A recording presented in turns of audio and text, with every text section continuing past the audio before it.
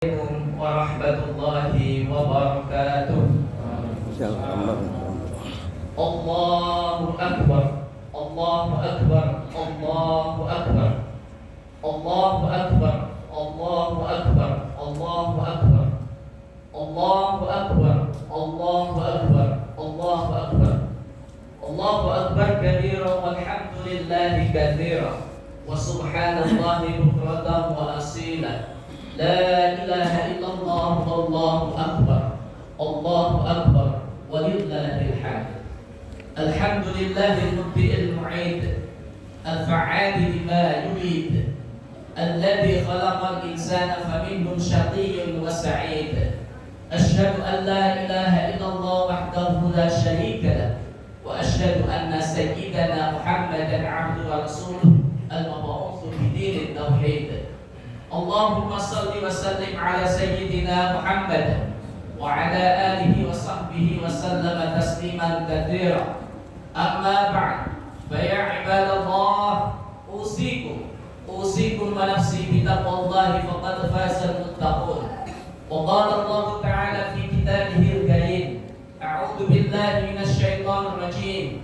Bismillahirrahmanirrahim. Ya ayyuhalladzina amanu taqullaha haqqa tuqatih wa la tamutunna illa wa antum muslimun. Wa qala Allah ta'ala fi ayatin ukhra, ya ayyuhalladzina amanu taqullaha wa qulu qawlan sadida yuslih lakum a'malakum wa yaghfir lakum dhunubakum wa may yuti'illaha wa rasulahu faqad faza fawzan 'azima. Ma'asyiral muslimin, jamaah salat Id yang dimuliakan Allah Subhanahu wa taala. Puji syukur kehadirat Allah dengan ucapan kalimat alhamdulillahirabbil alamin. Hari ini kita semua bisa hadir di tempat yang baik ini, di musholah Al-Amanah yang insyaallah penuh barakah ini, dalam rangka melaksanakan ibadah salat Idul Adha dengan berjamaah. Mudah-mudahan seluruh rangkaian ibadah kita, salat kita, qiyam kita, rukuk kita, sujud kita, zikir kita, doa kita, dan amal-amal kebaikan yang kita laksanakan pada kesempatan ini diterima oleh Allah Subhanahu wa taala.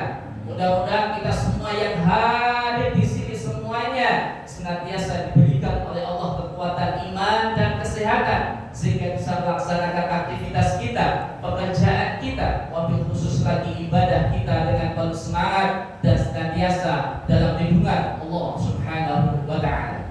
Ma'asyiral muslimin, jamaah salat Id yang dimuliakan Allah Subhanahu wa taala.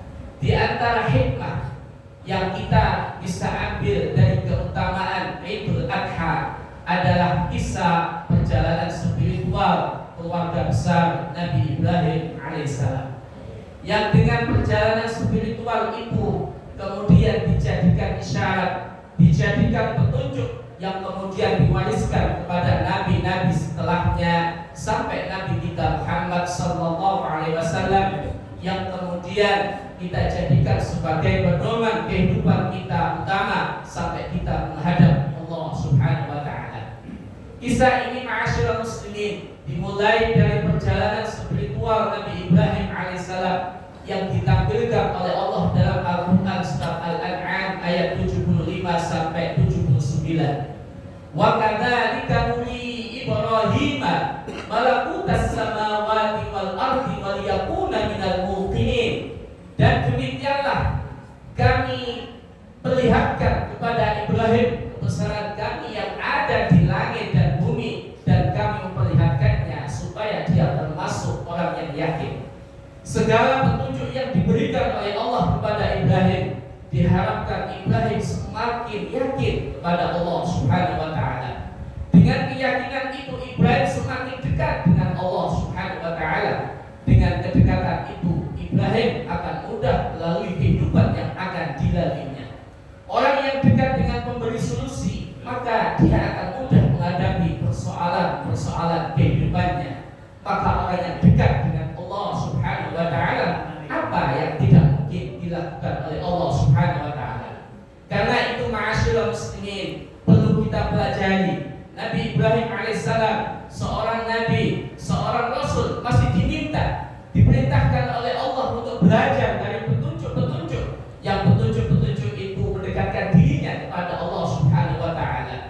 Nabi Ibrahim belajar dari fenomena alam. Beliau melihat ke langit, melihat penampakan bulan, penampakan bintang, penampakan matahari. Yang ini menjadikan beliau belajar hakikat ilmu tauhid, yang pada akhirnya beliau mengambil kesimpulan bahwasanya tiada Tuhan selain Allah, tiada Tuhan yang wajib disembah kecuali Allah Subhanahu wa taala. Inni wajjahtu wajhiya lilladzi fatara as-samawati wal arda hanifan wa ma ana minal musyrikin. Sesungguhnya aku hadapkan wajahku kepada Zat yang menciptakan langit dan bumi dengan mengikuti jalan yang lurus, dan aku bukan termasuk orang yang musyrik. Ini semua ma'asyiral muslimin ditampilkan dalam Al-Quran supaya kita belajar bahwasanya sesibuk apapun kita, sehebat apapun aktivitas kita, jangan pernah lupa kalau kita punya Tuhan. Jangan pernah lupa kalau kita akan kembali ke hadirat Allah Subhanahu wa taala. Mumpung saat ini kita masih diberikan nikmat oleh Allah, nikmat usia, mari kita gunakan usia kita ini dengan sebaik-baiknya. Kita tidak tahu kapan Allah memanggil kita. Mungkin hari ini, mungkin nanti malam, mungkin besok, mungkin seminggu lagi, 1 bulan lagi, setahun lagi, kita tidak tahu. Ada seorang sahabat bertanya kepada Rasulullah, "Ya Rasulullah, ayyul mu'minina afdal?" Ya Rasulullah, siapa orang mukmin yang paling utama? Rasulullah menjawab, "Ahsanuhum khuluqan." Orang mukmin yang paling utama adalah orang yang paling baik budi pekertinya. Kemudian sahabat itu tanya lagi, "Ya Rasulullah, ayyul mu'minina aqyas?" Ya Rasulullah, siapa orang mukmin yang paling cerdas? Rasulullah menjawab, "Aktsaruhum lil mauti dzikran wa ahsanuhum lima ba'dahu isti'dadan." Orang mukmin yang paling cerdas adalah orang yang sering mengingat kematiannya dan orang yang paling baik persiapannya untuk menghadapi kehidupan setelah kematiannya. Ma'asyiral muslimin jamaah salat Id yang dimuliakan Allah Subhanahu wa taala. Hikmah kedua yang bisa kita ambil dari kisah perjalanan spiritual Nabi Ibrahim alaihissalam.